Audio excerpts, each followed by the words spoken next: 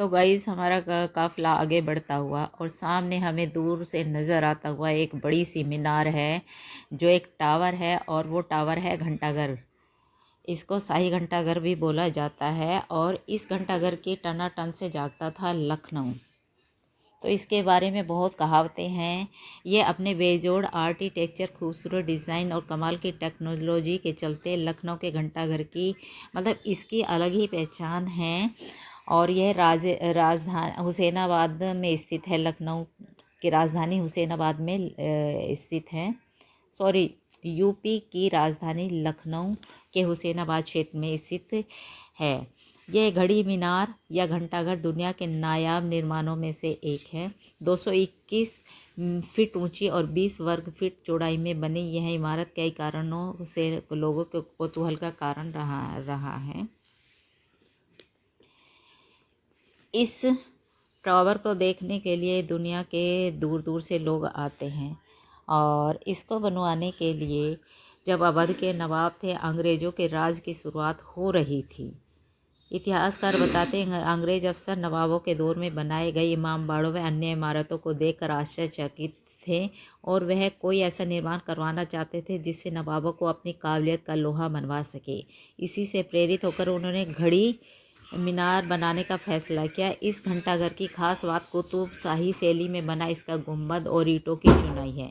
हवा का रुख बताने के लिए इसके ऊपर एक पीतल का पक्षी भी बना हुआ है। हालांकि आधिकारिक रिकॉर्ड में कहा गया है कि इस घंटाघर का निर्माण यूनाइटेड प्रोविंस ऑफ अवध के पहले लेफ्टिनेंट गवर्नर जॉर्ज कूपर के आगमन पर सम्मान के लिए उस समय के नवाब नसीरुद्दीन हैदर ने करवाया था। लंदन के बिग बेन क्लॉक की तर्ज पर इसका निर्माण कराया गया था। और आगे हम फिर बढ़ते हुए और आगे हम देखते हैं एक शाही तालाब आ रहा है। वो उसके बारे में भी बहुत कहावतें प्रसिद्ध हैं। और इस तरीके से हम अपना रास्ते को एंजॉयफुल बनाते हुए और साथ में हमें बहुत उत्सुकता भी हो रही है इस चीज़ के बारे में जान कर के यहाँ पर किस किस तरह की चीज़ें बनाई गई हैं। और गाइज़ हम फिर अपने वापस अपनी धन्नो वाली रिक्शा में बैठ गए हैं, तांगे में बैठ गए हैं और आगे हमारा काफ़िला फिर बढ़ता हुआ और हम अब जाने वाले हैं करीब करीब एक शाही तालाब है लखनऊ का जो बहुत प्रसिद्ध है और अपनी कहानियों से बहुत फेमस है। बहुत इसके बारे में बहुत ही मतलब अच्छी अच्छी बातें हैं तो उसे हम बताएंगे आपको। ये जो है नवाबों के इस तालाब से आता था मीठा पानी। नवाबों के इस तालाब से मीठा पानी आता था और रहती थी इसमें खूबसूरत मछलियाँ।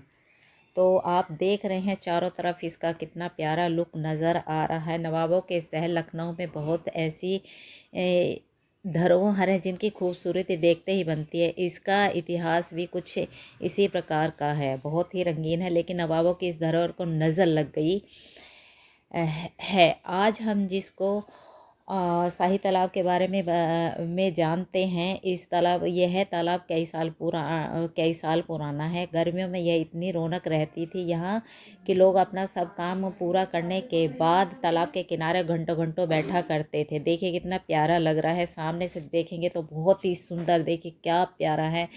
और कुछ इतनी अच्छी कलाकृति में इसको बनाया गया कि कहा नहीं जा सकता। और इस तालाब को बनाया गया था जो लखनऊ के नवाब थे उसको शीश महल के को गर्मियों में ठंडा करने के लिए इसको बनवाया गया था। इस तालाब के साथ ही दीवारों में चराखाने बने हुए हैं जिनमें रात को रोशनी और सजावट की जाती थी। यह तालाब लगभग 200 साल पुराना है और अपने स्वच्छ मीठे पानी के लिए मशहूर है। यह तालाब आज भी है। चलिए अब आगे बढ़ते हुए हमारा काफिला और साथियों सामने जो बहुत खूबसूरत सी इमारत नज़र आ रही है यह एक 4 मंजिला संरचना है जिसका निर्माण राजा मोहम्मद अली शाह ने अपने शासनकाल के दौरान 1837 से 1842 ईस्वी में करवाया था। लेकिन उनकी मृत्यु के बाद इसका निर्माण रुक गया। माना जाता है कि इस इमारत को बनाने वाले की मृत्यु हो जाती थी और इसे मनहूस मारकर वहीं अधूरा छोड़ दिया जाता है। तो सतखंडा के बारे में कई रोचक कहानियाँ भी हैं। टावर में कई ट्रिपल धनुषाकार विशाल खिड़कियाँ और डिब्बे हैं। सतखंडा की कुल ऊंचाई लगभग 35 फीट है। इसकी सुंदरता यह है कि इसके प्रत्येक तल पर कोण बदल दिए गए हैं और मेहराबों की संरचना भी बदल गई है। इसे बनाने के पीछे एक और कारण है। कहा जाता है कि इसे उत्तर प्रदेश के तत्कालीन राज्यपाल को श्रद्धांजलि देने के लिए भी बनवाया गया था। और साथियों, इससे आगे हम देखेंगे नवाबों की आर्ट गैलरी, जिसमें लखनऊ के 9 नवाबों की पिक्चरें रखी गई हैं। और सामने आप देख रहे हैं एक बड़ी सी आर्ट गैलरी। और इसके साथ ही मैंने थोड़ा सा अपने आप का एंटरटेनमेंट किया और मैं अपने आप को टांगे में इस तरीके से बैठा लिया, जैसे शोले की फिल्म हेमा मालिनी ने अपने आप को बसंती के रूप में देखा था, तो वही मेरी धन्नो सामने आगे चला रही है और मैं बसंती के रूप में।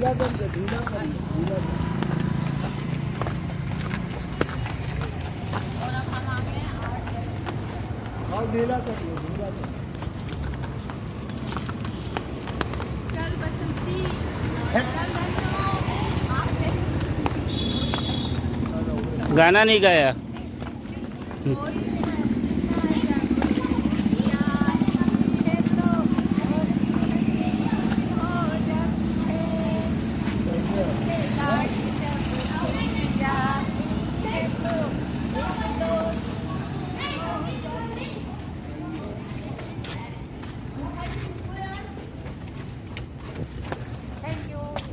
अब हम आ गए हैं आर्ट गैलरी।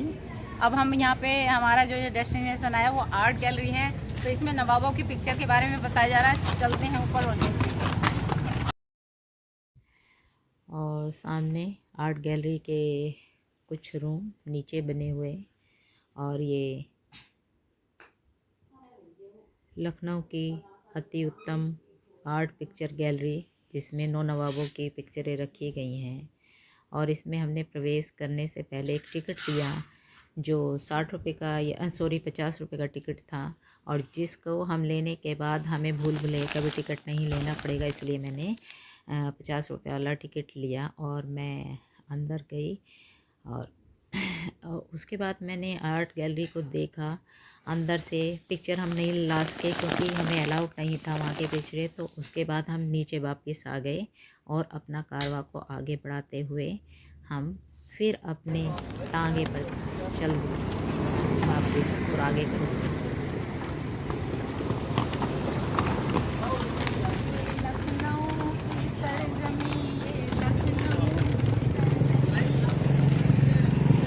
चलिए थोड़ा सा लखनऊ के बारे में भी बता देते हैं इसको डिटेल में।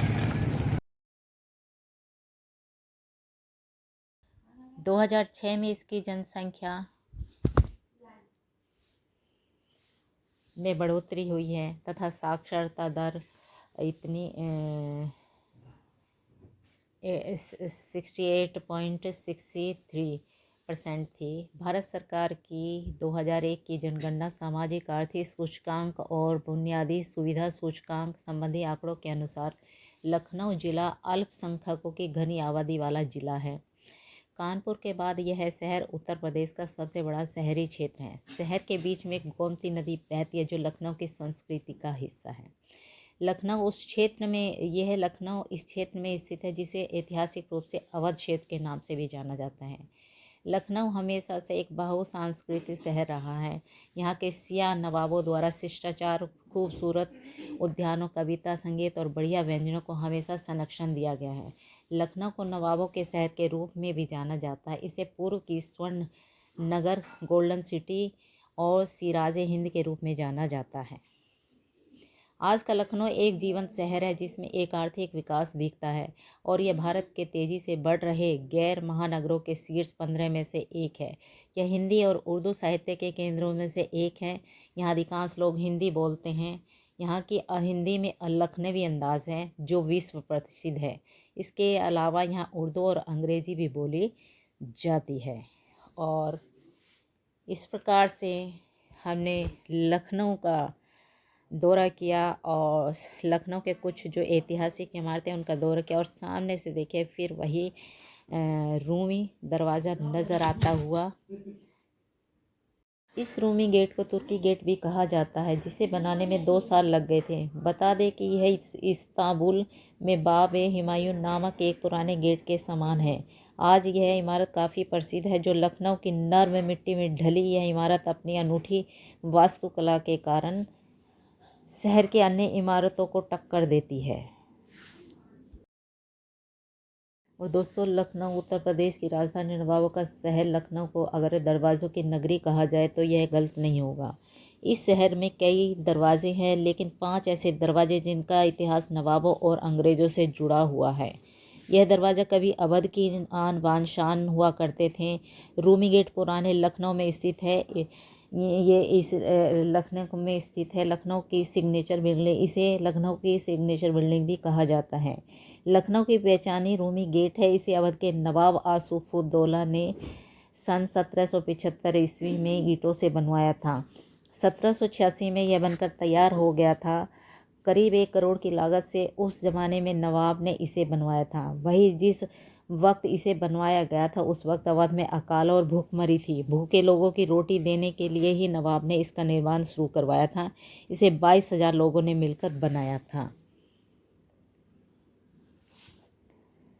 रूमी दरवाजे का नक्शा वास्तुशिल्प किफ़ाउद्दौला ने बनवाया था। इस रूमी दरवाजे की खासियत यह है कि दोनों तरफ से यह अलग दिखता है। छोटे इमामबाड़े की ओर से देखने से यह गोल दरवाजे जैसा लगता है, जबकि बड़े इमामबाड़े की ओर से देखने पर यह एक बड़ा सा भवन लगता है। यह आज भी लोगों के लिए किसी अजूबे से कम नहीं है। रूमी दरवाजे की ऊंचाई 60 फीट है। वर्तमान में रूमी गेट जर्जर हो चुकी है। इसकी मरम्मत का काम चल रहा है।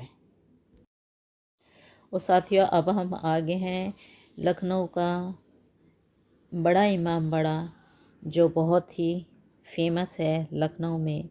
और ये हम इसके बारे में पहले भी आपको दिखा चुके हैं, तो इसके बारे में थोड़ा सा और मैं जानकारी दे देती हूँ। इसे मरहूम हुसैन अली की शहादत की याद में बनाया गया है। इमारत की छत तक जाने के लिए 84 सीढ़ियाँ, जो ऐसे रास्ते से जाते जो किसी अनजान व्यक्ति को भ्रम में डाल दे, ताकि अवांछित व्यक्ति इसमें भटक जाए, बाहर ना निकल सकें।